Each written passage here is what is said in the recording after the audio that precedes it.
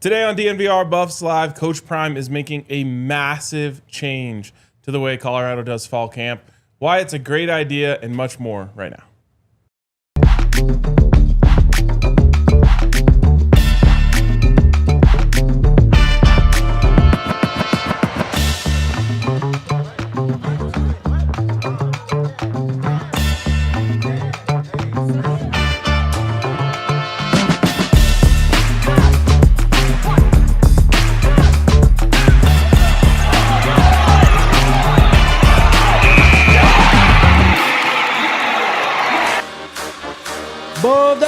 Let's go. Squad. Welcome in to the Toyota Lounge, driven by your Front Range Toyota stores. It's DNVR Buffs Live on a Friday. Friday vibes only in the chats. Today on the show, are we drafting bounce back teams? Demo response to Sark's comments about clearing cap space? Utah matchups? Different things for fall camp? What's up, boys? I want to talk a little bit about our draft before we do that. Maybe a little caveat. Okay. But I think this is going to be a loaded episode. We got a lot to talk about. This is going to be a fun Friday show. Let's go. We got your guys' matchup Yes. Oh, yeah. from last night. I don't know what happened. Yeah, you have a show to watch. It was some would call it an instant classic. Wow. But more so exciting than that is the video that we're all anticipating. Watching you play a guitar, maybe sing us a little, serenade us a little bit. Maybe. You guys I can't wait to see it. might get the privilege that few have ever had. Wow. Us and a few hundred other people. What's that? How many people have heard you play? You count on a hand, two hands? 20? It's yeah. usually just reserved for Allie. Sure. Okay, yeah. No, you're Yeah, we're breaking special into the today. mainstream now, bro. It's your big break. It could be. Could open up your second career. Right. Could you imagine, bro, if somebody, I don't know, like a talent agency somehow came across this? I'm not that good. It's like, we need this guy. You got AI music hitting the charts and stuff. Who's to say you can't, bro? Yeah, AI is better than me. No, come on. We need see. some We'll see. confidence. Yes, lots to get to today. No time to waste. The Buffs are doing something a little bit different this year for camp, and I think it's a wonderful move, especially when you consider how last year went. Yeah. How there was a lack of leadership, a lack of accountability, lack of camaraderie, really, right? Mm-hmm. This year, the Buffs are going to open fall camp at the University of Colorado, Colorado Springs / Fountain Fort Carson High School. Camp, as we know, is going to be starting the week after this. But, yeah, they're going to spend the first week out there, kind of NFL style, you know, how the Cowboys always go to California, I think, every year, right? The Broncos used to go to Greeley. That's crazy. Yeah, it was great. I was always jealous of it when I started covering training camp because I heard that back in the day when they used to go up there to cover training camp in Greeley, like the media would just stay up there for like the whole 2-week period or whatever. That's dope. And there's one like good bar. And so like all the players and all the media would just end up at that bar That's sick. in the evenings, and like you'd actually really get to build relationships. That's Thoughts dope. on the move, though? I don't like this. I love it. Yeah, I was gonna say. I absolutely love this idea, man. For a lot of the reasons that you alluded to, Jake, man. This was a team last year void of leadership, specifically player leadership. Mm-hmm. And we saw that manifest itself on Saturdays, on game day. And this is how you do that, right? It obviously began in the winter with winter workouts. It continued into the spring, continues to, summer workouts, which the team just had their last summer workout, I believe yesterday or the day before. So now it is all eyes towards fall camp. And doing this first week of fall camp away from Boulder, away from maybe some distractions, right? Where you can go and completely lock in on your teammates on this first extremely important week of fall camp, I think is dope. Like, guys are going to be able to bond in a different way. Guys are going to be able to relate to each other in a different way. And, a lot of times in fall camp, especially with NIL nowadays, like, you might go through practice even during fall camping, and you going home. Yep. And you going to your crib, and you might live in a different spot than everybody else on the team. But I would assume with the team meeting at University of Colorado Springs, it'll kind of be maybe like a dorm style where they are kind of all in the same living quarters, which I think is going to be dope as well. So Coach Prime has alluded to it a lot since last season about leadership and wanting a more tightly knit team. This is how you get that. I couldn't like this anymore. I think it's an unbelievable move by Coach Prime, and I think it's a reflection of his evolution as a coach. I think that when you're getting into this, and he's coached at different levels for a while, but there's always lessons that you're going to learn. But Coach Prime has so much personal experience to reflect back on, to learn those lessons and then adjust accordingly. Yeah. And Jake, you kind of mentioned the NFL aspect of this, and you mentioned the Cowboys. Mm-hmm. Well, where did Coach Prime win Super Bowls? Yeah, very true. And I don't think there's any coincidence there. You look in the mirror and you say, why didn't our team gel? What can we do differently? How do we take this to the next level? And you come up with an idea like this based off of your own personal experience. And I think it's part of the great value that Coach Prime delivers as a coach, that he has those experiences to draw back on. Mm-hmm. You hear all the time, especially surrounding championship caliber teams, what was the moment when you knew that this team was special, that this team was different? And it's very often, we had an extended road trip out here. The Broncos, Sean Payton, if they ever have back-to-back East Coast road games, he takes them to the Greenbrier Resort in West Virginia, and they stay there for the week rather than traveling back to Denver and then traveling to the next game. And last year, that was like a big moment for us. Things changed. There is something to be said about not having anywhere to go, but just to be with your brothers. And you want to, find some downtime, do something entertaining. You're playing cards, or you're just, gathering around a TV and shooting the shit.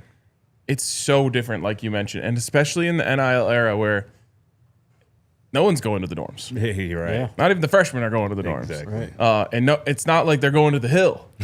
Right. They're going to their, cushy apartment in downtown Boulder, or, sometimes even outside of Boulder to their house. Yeah. Right. It's very, very different. And so I love this move. And I think if things go the way that we think they will this season, we'll hear a lot of people say that was a time where we really came together. I hope so. It seems like Coach Prime's pushing all those buttons this summer too, right? We had a leadership retreat again, which we had 2 years ago. Mm-hmm. Obviously, last offseason, very different with Coach Prime dealing with cancer and his health stuff, right? Just not able to do a lot of those things. And I mean, I'm sure he absolutely shoulders some blame for last year, but like when you factor that stuff in, like he just wasn't able to do a lot of that. So I think he's kind of making up for it and then some, right? Like the 24 team was a special team. Like we talk about in college football, man, you just have those years where it's just like a coming of age year for a team, right? I think that you can try and, I don't want to say force it, but like you can organically kind of get there too, right? This is an older team. This is a team with a lot of transfers coming in, and those transfers can easily become just mercenaries, as we saw last year, right? So it's a way to keep the focus on this year, and really the slogan that Brendan Marion keeps talking about: one great year can change your life, right? And it starts in the early days of camp. It doesn't start in September when the games start, right? Exactly. Like, in fact, it's already started, going back to the spring football and summer workouts that have just ended and all that stuff. So, but you got to keep those reminders going too, right? Because if you let the guys go away and then you try to bring them back together, well, you're going to just naturally have some splintering. Now he's just trying to keep the team all whole and one together.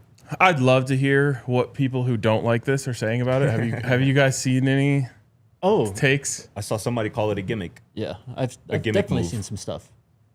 What does that even mean?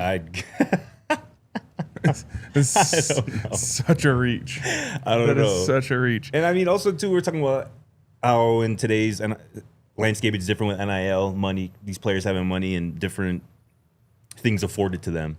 Also too, like you have 50 plus new players on this team between the transfer portal and the high school class. Like these are guys, and certainly, like you said, that process has begun throughout the winter, spring, and through summer workouts and whatnot. But that has to be an ongoing process throughout the entire year. Yes. That you really can't let up on that at any point.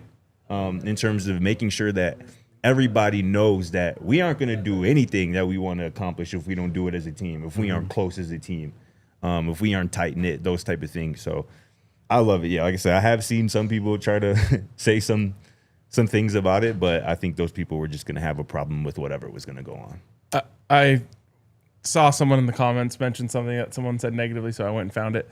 I guess it was money, like waste of money.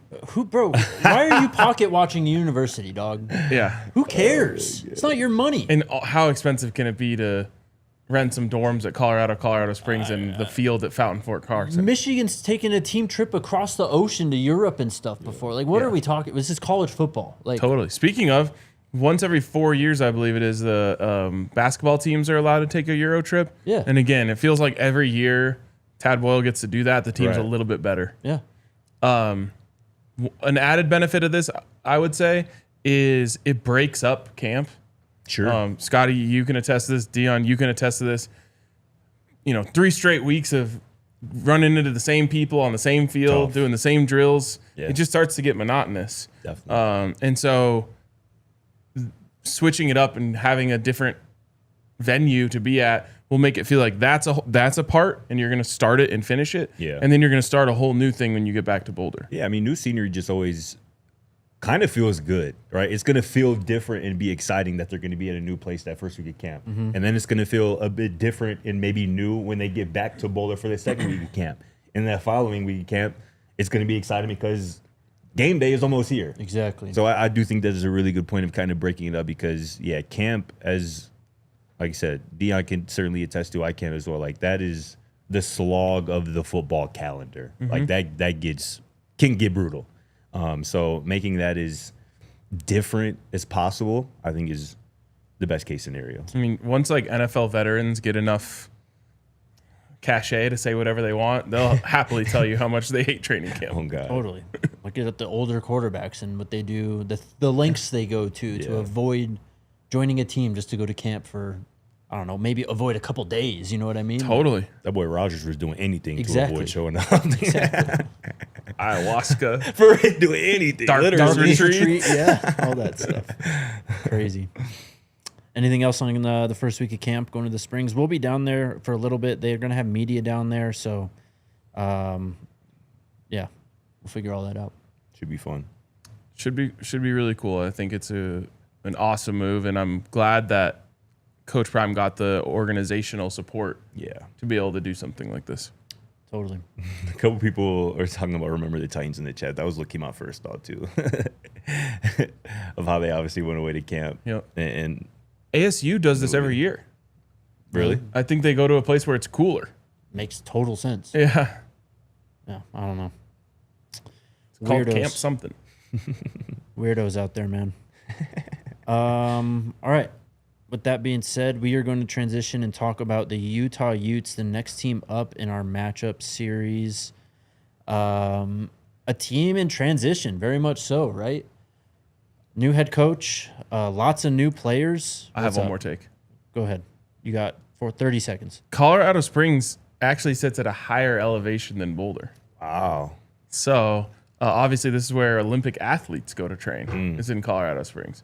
So could give them a little, I feel like they're getting a little break when they come down about 700-800 feet to come back to Boulder for camp. You just think about the conditioning that the go-go offense is going to require and how much, theoretically, how much better in shape Colorado will be as opposed to their opponents, having gone through the up-tempo of the go-go offense, both playing in it and going against it as a defense, practicing and playing in the elevation as well. Like, I remember Demetrius Hunter Pancake had a quote this earlier this spring, was like, if teams going against us not in shape, they're going to be lost. Good. So I think that is another really good point. All right. Utah on the other side of this break. Shout out to our friends over at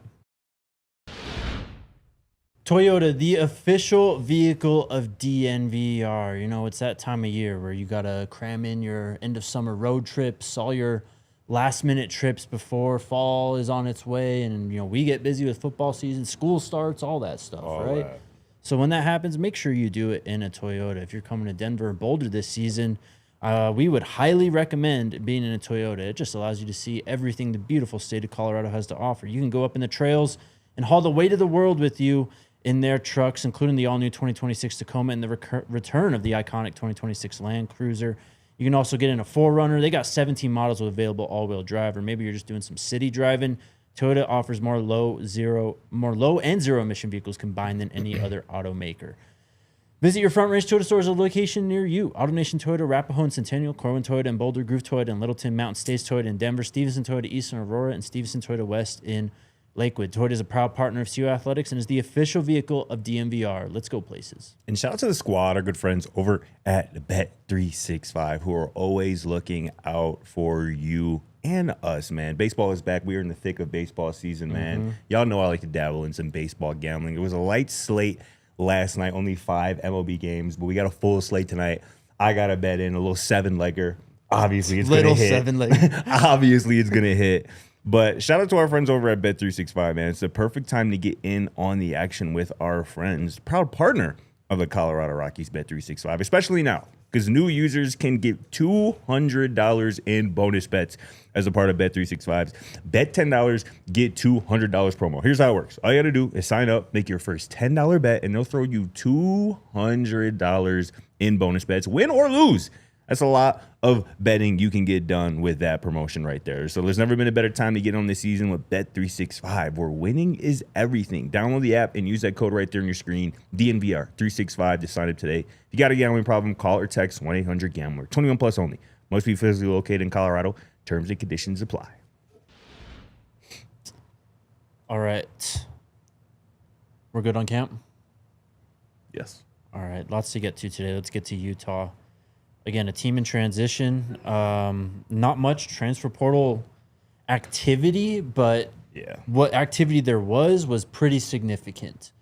This is a team that has 5 new starters on the offensive line. They kind of have, I don't want to say a quarterback controversy. I think Devin Dampier starts the year, but Byrd has obviously been pushing for, it's going to be his second year now, right? And that's where we're going to start with the quarterback conversation. Dampier, I mean, look at the stats. He played well. He was playing hurt last year. Obviously, more so of a runner, probably the most dynamic quarterback in the conference when it comes to running the football, right? Had 835 rushing yards, averaged 5.7 yards per carry, and had 10 touchdowns on the ground last year. But Byrd Ficklin also had 10 touchdowns on the ground, averaged more yards per carry. Of course, had fewer carries of the football. Did not throw an interception either, but only threw the ball 35 times last year. As a quarterback room, top to bottom, I think it's hard to argue Colorado over Utah. Yeah, I mean, I agree. I think Utah has 2 legitimate starting quarterback options, right? I don't think Colorado has that. As Tech. They'd probably take Byrd or Dampier in a heartbeat. For sure. Oh, yeah. And you look at Colorado's backup, QB2, Isaac Wilson, he'd be 3rd at Utah's depth chart because he just came from there. Yeah. Exactly. So, yeah, I think overall, top to bottom, Utah has a better quarterback room, but I mean, that could change at the end of the season. But obviously, Jake, you and I were pretty high on Dampier going into last season, and you mentioned he dealt with injuries. He talked about that this offseason about how like he didn't feel like himself really at all last year. It was like a high ankle too, which is like that lasts for a while. Brutal, especially for a guy with his kind of skill set running the football. But if you would have told me though, and tell me if you agree, Jake, if you would have told me before the season last year that Dampier finished the year completing 63% of his passes, throwing for 2,500 yards, 24-5 passing touchdowns, the interception ratio plus the rushing, 10 touchdowns, whatever, 500 yards, I think we would have been like, yeah, it's a good season. Totally. And I think people maybe nationally are a bit down on Dampier after last season for whatever reason, but dude's a talented player, and obviously they're going to build it around him, Wayshawn Parker as well. So they got a good situation there with those 2 quarterbacks. Yeah. Can I say that I would be far more worried about playing Utah if Byrd Ficklin was the quarterback than Devin Dampier? You said, would you be? Can I say that? Shh. I mean, Eh. Well, I think there is a I think there is got to be some reason that Byrd looked electric in that Colorado game. And they still kind of went, even with Dampier battling with injury, a serious injury, they kind of still made sure that he was the guy. Yeah, I mean, they made him a priority this offseason as well when they could have just maybe went to a cheaper, younger option in Byrd. He's a better passer, which is why I think they went with him. But he isn't a great passer. No. I thought Byrd was better throwing the football at times last year. But again, with Dampier's injury, like that just takes like the dynamic ability out of his game completely. Yeah. Totally. So, but yeah, they get the check mark here. We give it to him. Running back, an interesting room here with Wayshawn Parker, who led the team in rushing last year, 19 yards short of hitting 1,000, 981 on 149 attempts. That's really good. 6.6 yards per attempt, only had 6 touchdowns. He also added 13 receptions and 3 touchdowns through the air. He's one of the best backs in the conference, in my opinion. Yeah. Daniel Bray is the backup, who Scotty knows really well. I do. He's got some speed on him. He only had 40 carries, but averaged 6.8 yards per carry last year. Also had 8 receptions.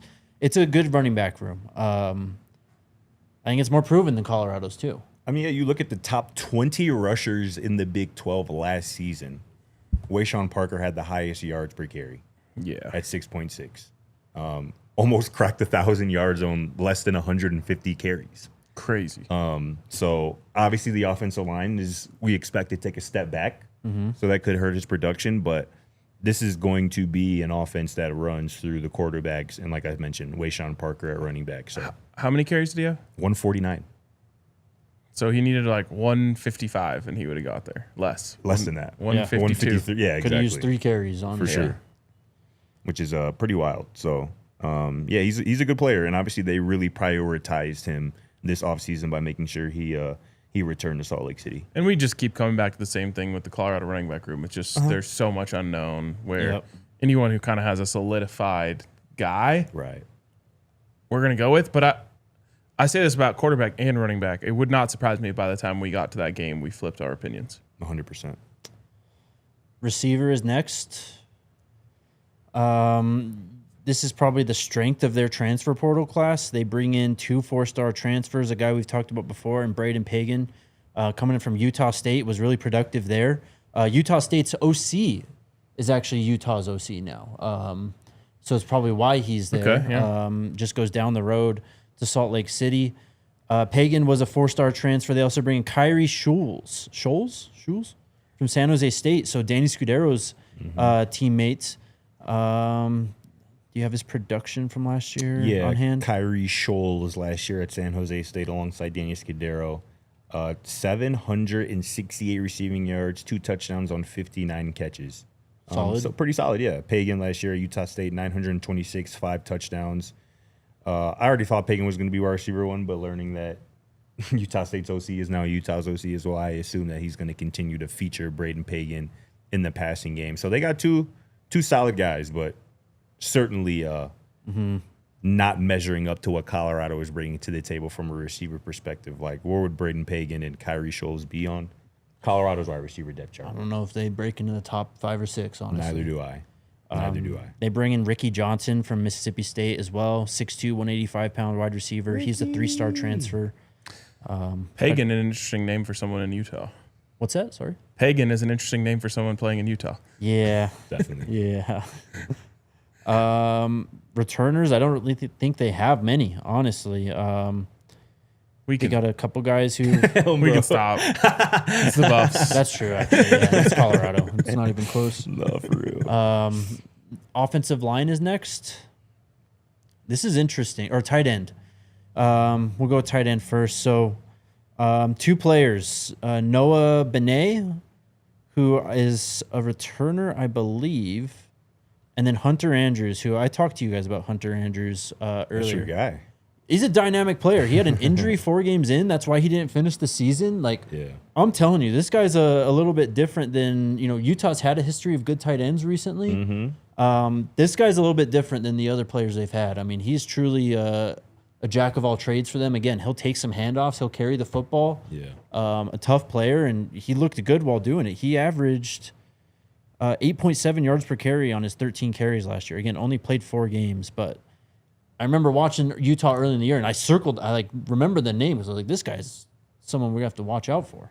Don't forget about Semi-Talunga as well. They're 5'11", 311-pound guy who they sometimes throw out at tight end and give him some touches as well. So you can't forget about big boy there either. Noah Benet is coming in from Weber State, actually. So another local connection. Weber State got gutted. Broncos have their center on their practice squad. Really? Yeah. And that's a theme, I think, among Utah's transfer portal haul. You mentioned the receivers they brought in. Utah State, San Jose State. Some of the other guys, schools that they brought in players from this offseason. They only brought in 17 transfers this offseason. UMass, Montana State. I don't even know what that logo is. Oh, that's Lamar, okay. Weber State, who you just mentioned. North Texas, Wyoming, Akron. That's like the majority of their transfer portal haul. They went outside the Power 4 to the G5 FCS ranks. Sounds genius when someone's outside of Colorado, does it? But it's crazy. I haven't heard anything about Utah. Like, what are they doing? What are they only recruiting kids from lower levels? I haven't heard nothing about that from Utah. But it seems like that's kind of the approach that they undertook this offseason. I think that's kind of been their approach for 20-plus years now. They're just stacking up 3 stars, developing. And they're going to need it on the offensive line. Again, 5 new starters. You lose 2 first-rounders. They have a new offensive line coach. Is Jordan Gross, the former NFL offensive tackle. I don't know if he played there or not. I think he might have. But again, I mean, it's some returners. They bring in some transfers via the portal. You know, you mentioned Montana State. They bring in a 6'5", 300-pound tackle from there. He started for them, and obviously they were the national champion at the FCS level, Montana State. They got a center from Ohio State who hasn't really played much. 31 snaps. Yeah, he's projected 3rd on their depth chart from this guy on 3 who wrote this up. But a lot of new pieces. Seems like they're kind of relying on their returners on the offensive line. Like you mentioned, they're going to have 5 entirely new starters, but it seems like they are okay with the guys that they were able to retain. Colorado with a new offensive line too. So I don't know, question marks here? We've done a lot of offensive line question marks. Yeah, it seems that way. I think it's fitting. I mean, 10 new starters across the board here. I can't imagine a more fitting situation than this one. Yeah. We truly don't know on either side. Yep. Yeah, I don't think we decided on that. We didn't, actually. I'll let you decide on this one. I don't know. I mean, Utah has the history. He hasn't played very much, though. Like, he only played 4 games last year. Zach Atkins has actually played a full season. We know he's a good tight end. I don't know if he's top 3 tight ends in the conference. It's so hard knowing that they're going to feature their tight ends. Yes. There's no guarantee of that from Colorado, though it has been alluded to. Mm-hmm. I don't know. Give a slight nod to Utah. I don't know. I think it's close. I don't think it's like an overwhelming I give a edge. slight nod to the Buffs, so I guess you're the tiebreaker now, Scott. Yeah, where do you want to go? I'm going to go out on a limb and say that if Utah had a chance to get a guy like Zach Atkins, they would have done so. That's fair. And I think I mentioned it when we had Zach on the show at Big Toe Media Days a couple weeks ago. I love that he just dropped in that little caveat. They're like, yeah, like I was on campus at Ole Miss, and Lane Kiffin, he was surprised that I had my background of, working in a damn machinery factory. Mm-hmm. Ole Miss was in on him. This is a kid who is super talented. So I'm going to give Zach Atkins and the Buffs the edge here at tight end. We are going to go question marks on the offensive line, and we will get to the defense, the rest of these matchup battles here on the other side of this break. Shady rays as you're soaking up the sun for the end of summer here. And, I mean, even fall, the beginning of fall, it's a little warm. No, you go to sure. football games Especially at out here. Folsom, it is bright out there in the daytime, right? So make sure you're covered with our friends over at Shady Rays. I mean, no joke, they are just the best in the business. They make strong, durable, polarized, and not stupidly expensive sunglasses. And the best part about them, even if you leave them on top of your car the first day, you manage to sit on them and break them or just flat out lose them, Shady Rays is going to send you a brand new pair, no guilt trip, just replacements. I've been rocking my Shady Rays for, as long as I've been here at DNVR at this point. No joke. They are my favorite pair of shades that I own. They are also sponsoring our Rooftop Fridays. We got 2 more, August 21st, September 18th. So RSVP over at thednvr.com. And then go to shadyrays.com. Use code DNVR50. You'll get 50% off 2+ pairs of their polarized sunglasses. Shout out to our great friends over at Shady Rays. And shout out to our friends over at the Colorado Soccer Association. There has never been a better time to get involved with the World's Game. You can scan the QR code right there on the screen, or you can go to coloradosoccer.org to find a club near you and be a part of the future of the World's Game. Now, it could be for you, it could be for your child, it could be for your spouse, because they have over 65 different soccer clubs across the state, and they've got them for all ages. And they also have all sorts of competition levels. Your kids can start as early as age 3. And of course, we have the NWSL here in Denver now. It's just popping right now when it comes to the game of soccer. So if you're looking to get involved, or you're looking to get someone else involved, make sure you check out the Colorado Soccer Association by going to coloradosoccer.org to find a club near you. Again, that's coloradosoccer.org to check out the Colorado Soccer Association. All right, back to Utah matchups. To the other side of the ball, run defense up first. This is a team that they at least know which direction they're going when it comes to defensive line and linebacker. They've got a lot of returners. Their leading tackler is back in Jonathan Hall, one of the better linebackers in the conference. Had 67 tackles, 6 TFLs, 2.5 sacks, had a pick, 4 PBUs, and a forced fumble last year. One of their better defenders. He's back. Trey Reynolds is probably going to be the other linebacker, or Cyrus Polu. Both of those players were on the team last year, but not really in big roles. Lander Barton is the guy who was taking those snaps last year. He was a really good player. He's at the NFL level now. Defensive tackle, they got some returners. I don't think they really liked their defensive line last year. I think Colorado didn't do it, but I think they're a team you could run on. Texas Tech showed you that pretty clearly, right? They got some guys back on the defensive line. It's I don't know if it's the top tier talent exactly that Utah's had in past seasons. So then again, Colorado, who knows? And they just lost a lot, right? They lost Jonah Le'ele, one of their top defensive tackles. They lost, obviously, John Henry Daly, who both of those guys followed Whittingham to Michigan. We obviously know that they lost Smith Snowden, one of their top projected cornerbacks. Another safety they lost to UCLA, Tao Johnson. Lost one to Colorado. Remind me to talk about him later. They lost a DT to Penn State, a corner to Purdue. So they lost a lot. They were hit pretty hard. And the guys that they brought in, kind of to my point earlier, particularly on the defensive tackle side, they brought in a defensive tackle from San Jose State, from Wyoming, from North Texas. And those guys were actually productive, particularly the North Texas guy, Ethan Day. He had 7 tackles for loss last season, 4.5 sacks. And he could potentially start for them at DN. But this is another kind of room that they had to rebuild, and they did it. We'll see what it looks like, but it's certainly nothing that we know what to expect. I don't think they do either. I'm with Colorado here, and I think it has a lot to do with what they lost and didn't replace. I mean, I think there's a big difference between the players that they had and the players that they have now. And I think it's all part of my biggest Utah take this year, which is that the football gods are not going to be on their side. They're going to have to pay for their inexplicable decision to just push out.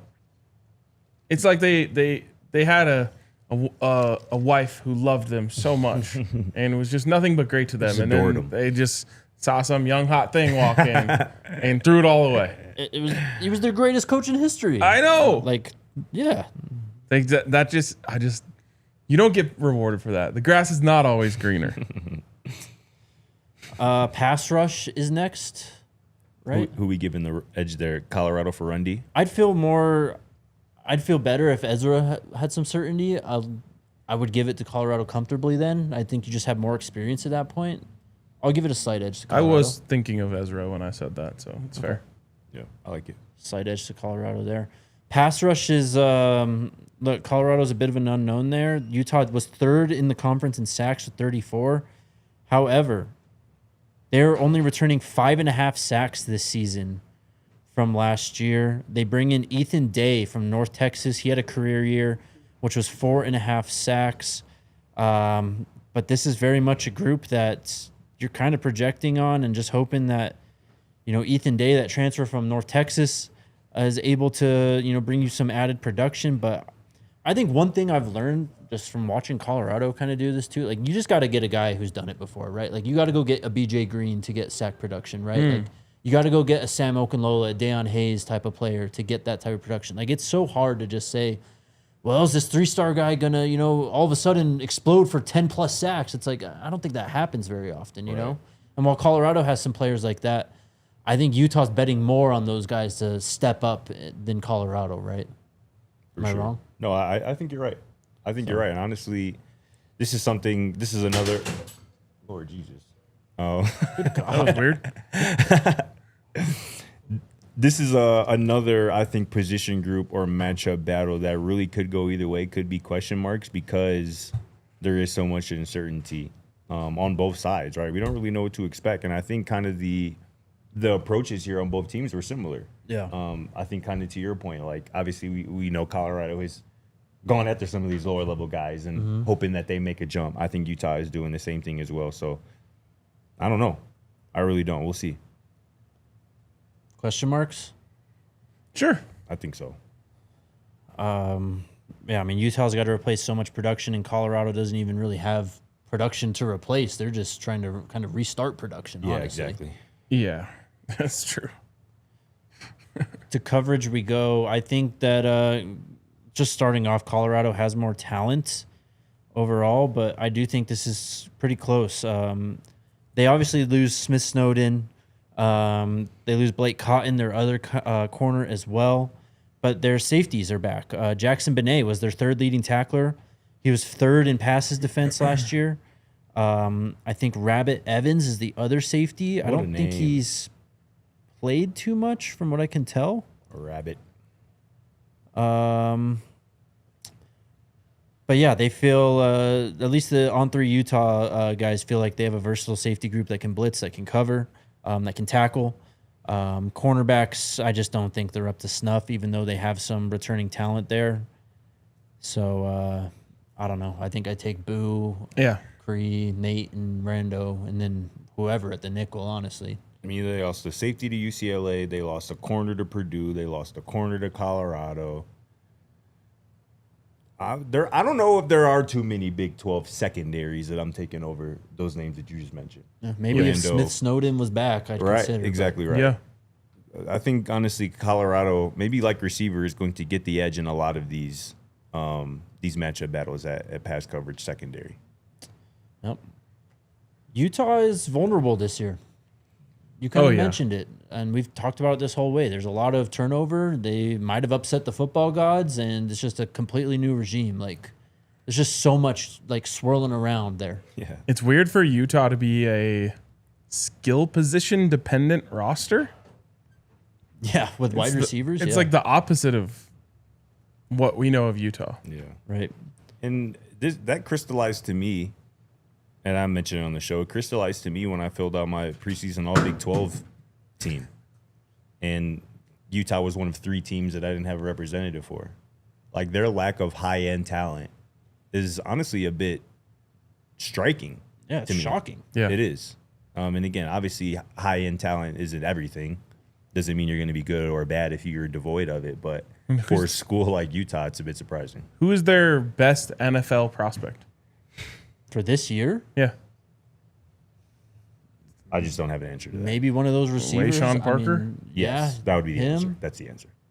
But even then, it's like he's, I think, fighting to be a day 3 pick at this point. Especially with the way the running backs are drafted. Totally. And just, I think that, he's a good player. I like him. I just don't know if he's like... He's a good college player. Yeah, I don't know if he's a starting NFL running back.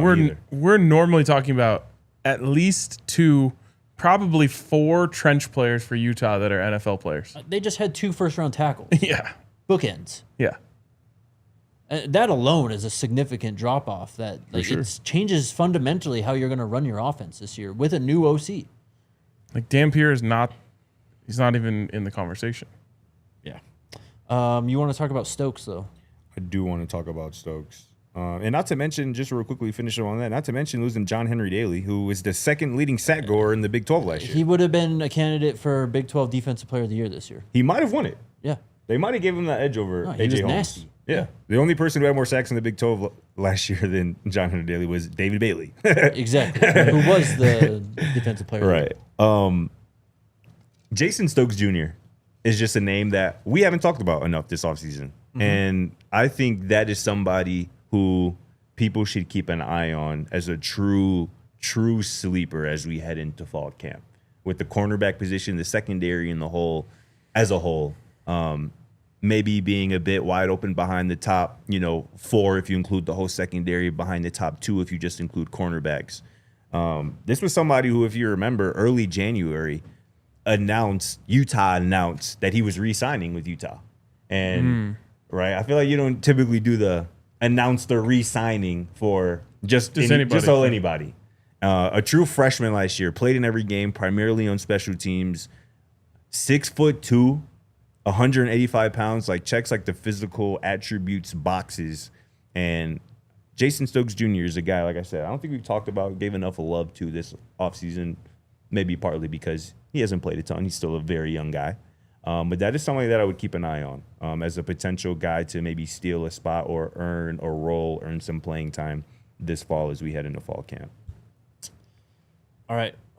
We got a lot to get to still. We paying off bets, or are we talking Demo and Twitter drama? Let's pay these bets off, I feel like, huh? Sure. Or did you want to talk Demo drama? No, let's do it. Which one are we going first? What do you got queued up, Dion? Whatever y'all want first. Are you ready? You're sure. Well, 2 things I want to say. One, I did not volunteer myself for this. Scotty volunteered me for it. Second, I said it earlier. Actually, no. I already said what I said earlier. Second, it's for the kids. Absolutely. Absolutely it is. All right, here's RK's musical skills.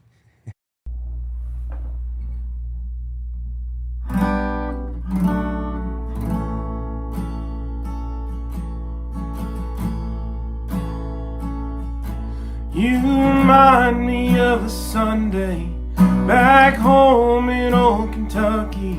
The church choir just belting to the pines. And I love you like the mountain, love the way the morning opens to a soft and bright greeting from the sun. So if it make you stay, I wouldn't act so angry all the time. I wouldn't keep it all inside. I'd let you know how much I loved you every day.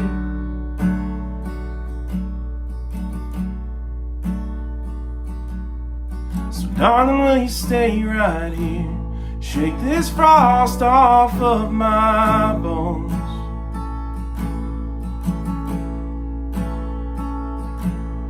So darling, will you stay right here?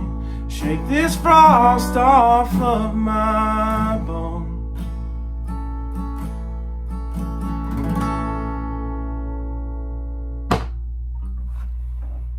Okay, bro.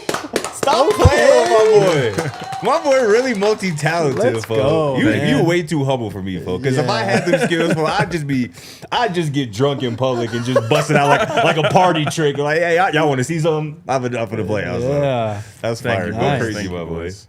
Nice. Jerry with the good point. Yeah. You're right. I saw the look in her eyes change. First time. Excellent stuff. All right. Thank you. Good Thank stuff, bro. Scotty and I, we duked it out yesterday after the show on CFB 27. Some would say an instant classic, ESPN instant classic. Yeah, Some people are calling it It's that. a classic. Let's roll it, Dion. I'm wearing black. All right, well, I'm going to go back to my yellow then. We finna hit ready, Dion. We good? BH exit is a Miami fan. You better not lose, Jake. Oh, what the hell? I couldn't even see the kick thing. It didn't even move there. Uh-oh. He's panicking already, boys. No, I literally He's panicking already. Did you not see that? No, I didn't. I was looking down. We're past midfield. Congratulations. Oh, yeah. Oh, yeah. Oh, yeah. Come on, boys.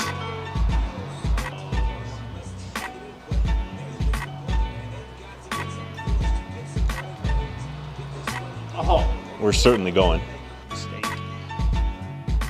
Oh, yeah, Sam. Oh, he's too.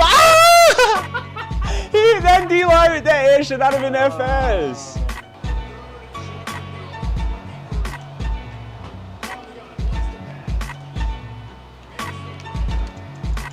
Fletch.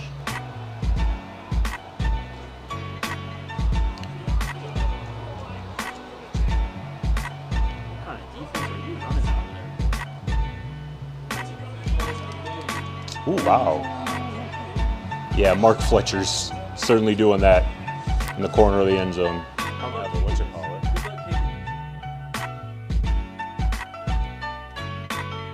Oh, look at that. I made a kick. No power meter needed. No power needed. Oh, yeah. Oh, yeah, I mean, this is good. I mean, if you make this, you should just win the game. I ain't even gonna lie. Holy shit. Oh, that's brutal. Let's return that! Return that! Why they put it in slow-mo? That was crazy. Why think This would be like a 36-yard kick. If you can't make that, I mean, Lord Jesus. Give me that! Let's go! Come on! I mean, why are you running QB spy every play, too? What do you mean? I know what you're trying to do. Again, this bro is just spamming the same plays. It's crazy. How is that a fumble? How is that a fumble? How is that a fumble? Doesn't matter. It's a pick anyway. No, it wasn't. Yes, it never touched the ground. I'm pretty sure it did. That's a bad challenge there, Scotty. I mean, it's Never all I touched have. the ground. Watch it touch the ground. It literally never touched it. Watch it touch the ground. That's a throw, Mr. Oh my God. I can't even believe that animation's in the game. The ball never touched the ground. You or Adam don't know nothing. Let's go! Sit that down! Come on! Come on! All right, watch our flats.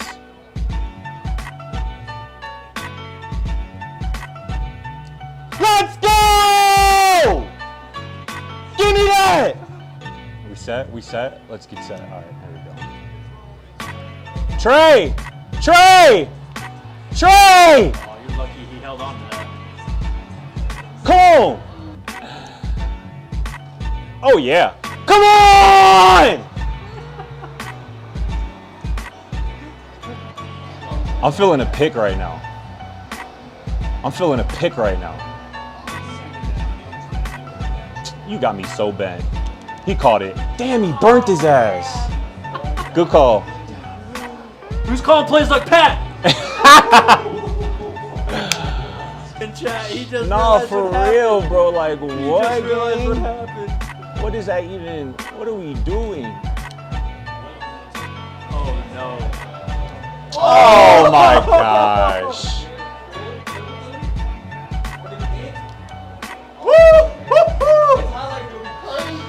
That's crazy. Good game, broski. GG, Scotty. Damn. That was entertaining. Weak. That was fun. It's all right. It's all right, though. I got my lick back a few hours later. I ain't too mad, but that was a good game nonetheless. It was for the kids.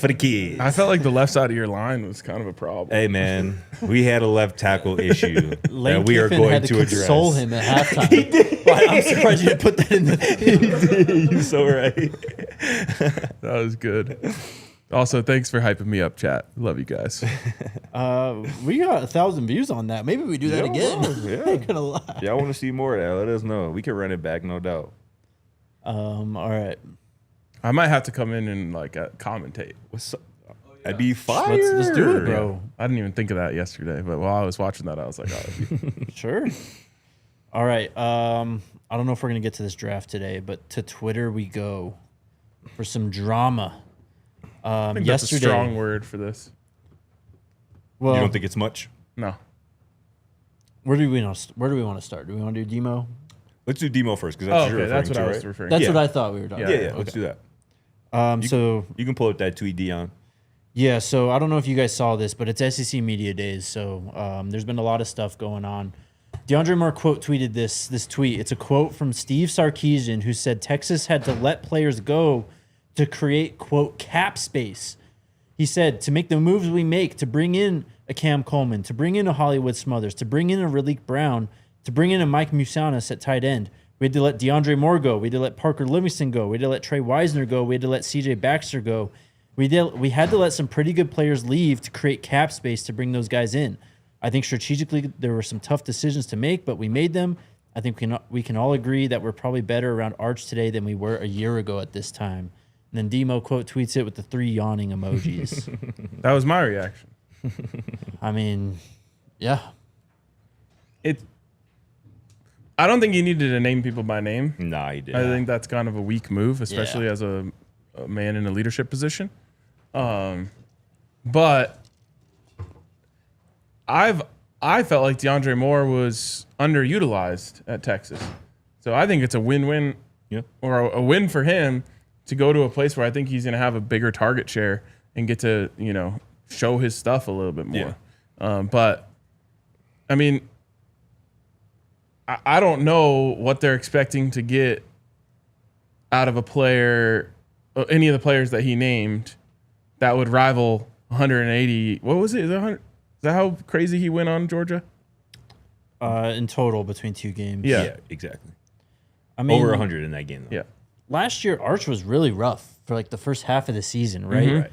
And if you look at the game log, DeAndre Moore was pretty consistent in that time. I mean, only about 3 receptions a game, but the dude was averaging 15, 25, 16, 12 yards per catch. Like, he was a bit of a safety blanket for Arch. Like, and I think if Arch was better early in the year, DeAndre Moore would have had more production. Yeah. And like, Totally. we're probably not even having this conversation if Demo's a 1,000-yard receiver and he's coming back, right? Yeah. And that's why DeAndre Moore Jr. today is our Xfinity X Factor, man. This is somebody who... Yeah. Imagine that. Imagine that is exactly right. I appreciate Steve Sarkisian's honesty. I actually appreciate the fact that he name dropped some of these players, because him using DeAndre Moore's name first in a list of Parker Livingston, Trey Wisner, CJ, these are good players, like really good players that, as he mentioned, Almost they had to all let those go. were 4-star transfers. Exactly right. And I also agree that with Stark that he's right. Like, Texas is, I think, a bit better. I think you would agree too. They're better right now than they were a year ago. Yeah. Well, They obviously had to make some decisions, some tough decisions, and let some players go, but it's going to benefit Colorado that they couldn't afford to pay DeAndre Moore. I think it's going to benefit DeAndre Moore Jr. that Texas couldn't afford to pay him at Texas. Like, he is going to be the guy here. I think he's expecting to come here and be the guy, whether that be alongside Yanni Scudero. Maybe it's him. We'll see. But I think this is another guy on this roster, of a lot of guys on this roster, who have a chip on their shoulder. Some people might look at DeAndre Moore Jr. and think like he might not have one. He's coming from Texas. But this is why he will. Yep. Because of this. I think that's why Leon Galifau's a buff too, right? He didn't name him by name in that quote, but Yes. they probably felt like they brought in Biles, right? A guy who Colorado was pursuing from Pitt. Paid. He was he just- got paid. He was just named preseason All-SEC linebacker. You know what I Yeah. mean? So like when you're in that position, when you're Sark in Texas, yes, you're trying to improve at every position, like year over year, even though you did have a good year and you missed the playoff due to whatever you want to call it. I don't know, just the way that the committee functions not right winning now. enough. That too, though, That's what I would right? call it. Because, I mean, again, earlier in the year, the team just didn't have it together. And I think a lot of that was on Arch's shoulders Yes. rather than the supporting cast, right? Yeah. I mean, you go to the Florida game, it was just unacceptable. I mean, That was. Didn't they almost lose that game? they lost that Oh, game, they lost bro. that game? Yes. Yeah, losing it it. was at Florida, I would add, but Still. you're in overtime games against Kentucky and Mississippi State Yeah. in the middle of the year. Is that DeAndre Moore, Leon Galifau, and all those guys' problem? I don't think so. No. Cam Coleman is a special player. He is. Raleek Brown is really good too. But I think Texas would be better off if DeAndre Moore's still on their roster. Yes, he would be. They would be better if he was on their roster, but if he was on the roster, but Cam Coleman wasn't. No. Right. But Which is my point. I don't think it came down to that. It sounds like it did. I know. But that's bad management if you can't keep both of those guys, in my opinion. I mean, they have 5 they got stars other that they dudes, brought. yeah. Ryan Wingo was their leading receiver last year. I can speak from firsthand experience as a head coach of a football program in Dynasty and CFP 27. It's difficult, Jake. You only got a certain amount of funds, resources that you can allocate, and sometimes you would love to keep a player. You would love to keep a coach or a coordinator, but their value or what they think their value is just doesn't match what you're able to give them. That's fair. I also think they're underrating his leadership Certainly. Totally. and what that value brings to the team in the room. Parker Livingston was Arch Manning's roommate. Again, And they had another to one let where him I'm go. like, you're sacrificing chemistry for talent. Yeah. Yeah. You better hope it works. It'll work. But that's what happens when you go 9-3 and you just miss the playoffs like that. Like you look at Yeah. every margin and try to improve on those margins, right? Which I can't blame them for doing it, honestly. But Yeah. at the same time, it's like you're letting good players walk out the door. Like there's no ifs, and, or buts. I wonder about who Arch's roommate is now. it. I don't know. And I think that last part is very important, too. He says, I think we all can agree that we're better around Arch today than we were a year ago at this time. Not we're a better team. I know. It's all about him. And you can say rightfully so or you can say not. But when you have a guy like him who is looked at as a Heisman candidate where you have expectations where it's almost national championship or bust, like you do have to do everything with that guy in mind. And it seems like that's at least what they're trying to do. We'll see if it works. Well, and I think part of the agreement that Arch Manning was going to come to Texas is that it is all going to be about him. I would venture to say that as well. Probably. Anyway, shout out to DeAndre Moore. He is the Xfinity X Factor this week. Again, imagine that. The other half of the Twitter drama from yesterday about RJ Johnson. Oh, yeah. I don't want to get into the specifics. Okay. I'll just say I think it's super, super lame to dunk on Buffs as a Buffs fan. Like, Tough look. you want to be critical and have like football criticisms of a player and talk about what you think they could be better at, sure. I just think like trying to turn guys on our team into memes for some likes ain't it. Talking about kids here. Yeah. So yeah, that's all I had to say. Let's be better than that. Agreed. Well said. What else you got, Scotty? We got a handful of minutes left. So the Athletic, on the heels of their ranking of the 138 projected starting quarterbacks for 2026, in which Julian Lewis was in the 4th tier, I believe, in the 30-ish range. Yeah, 4th tier. They followed up with 10 rising college football quarterbacks who could make a jump this season, and they listed Julian Lewis as one of those 10. Some other interesting names, Alberto Mendoza's one of those 10. Cutter Boley is one of those 10. Will Hammond as well. Who was just named the starting quarterback today. Just named QB1 today by Texas Tech. That's right. Again? They just had to make sure everybody knew. For real. So, shout out to the Athletic for giving Julian some love. I completely agree. Rising quarterback, that is exactly how I would describe him. And to qualify for the list, the Athletic says a quarterback could not be in the first 3 tiers of their ranking up to number 30, and they could have no more than 2 years of experience in college. So I think he fits perfectly in that, and I would definitely expect him to be a rising star in this sport this fall. And I think that he might be in the best situation in terms of a young quarterback who is still going to be doing a bit of learning on the fly, Right. and the offensive system that he is set up in and the players that are around him. 100%. It's like if you just follow Brennan Marion down that tunnel, Yeah, good things are going to happen for you as a quarterback. I completely agree. Final thing today, super chat from Bradley. Go Buffs says more meatloaf funds. Appreciate you, Bradley. Still got Appreciate that, people Bradley. complaining about the style of meatloaf. I mean, just before the show, One of DNVR's very own was doing that. So Who? yeah, I mean, Yeah. I don't want to name. I don't want to do that. But yeah, I mean, The point wasn't to make you have like someone's dry, nasty meatloaf. that's what they wanted, folks. They wanted me to have somebody grandmama meatloaf. Well, that's probably good. But I feel like everyone was like, "This looks too good." Like that was the prevailing. the point was to show you that it was good. Good facts. Mission accomplished. It's just classic Twitter. Post food on there, and it's just people Everyone's got to got get an all their opinion. takes. It's a lightning rod We every get time. it, bro. Your grandmama makes it different. We get it. For real though, like, that's what everyone says. Apparently, few people have said that I need to try it as well when we go down to Atlanta. So we'll see. About That's that. up to you at that point, bro. Facts. I want none but wings inside of a certain establishment.